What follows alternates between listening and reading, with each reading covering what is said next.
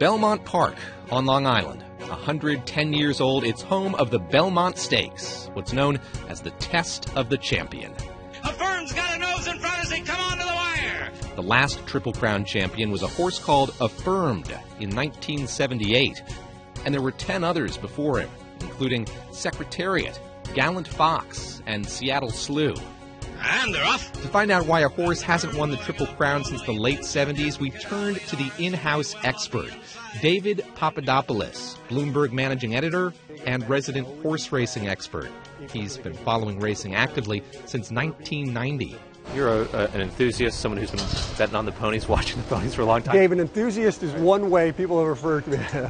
I'm a handicapper and a gambler, but yes. The first reason is what Papadopoulos calls the pack. Field is just much bigger in these Belmont Stakes than it used to be years ago. In 1978, Affirmed raced against only 4 other horses. American Pharoah is up against 7, and that field is actually pretty small. It's common to have a field of 11 or 12.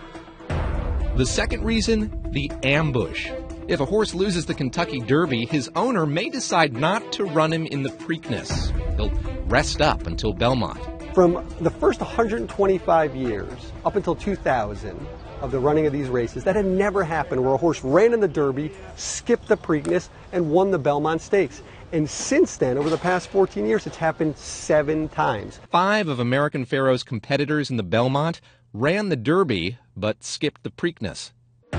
Number 3, the distance. This track, different than Pimlico, different than Churchill Downs, much longer. Biggest racetrack in North America. It's 1.5 miles around, and they will do one big lap. These horses, from American Pharoah on down, have never raced this distance in their life, and they never will again. Not at all. Never. And the last reason there's been such a drought? The calendar. Horses used to run all the time on 2 or 3 weeks rest. Now that pace only happens during Triple Crown season. It's a very compressed racing schedule in a short period of time for the Triple Crown contender, and a lot of times he just won't fire his A race given those circumstances.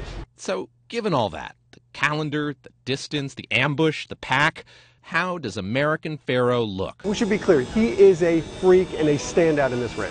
Have you made your picks yet for this year? I have. I will try to beat him with the horse named Materiality. If he can run a big race in his A race, he could threaten American Pharoah.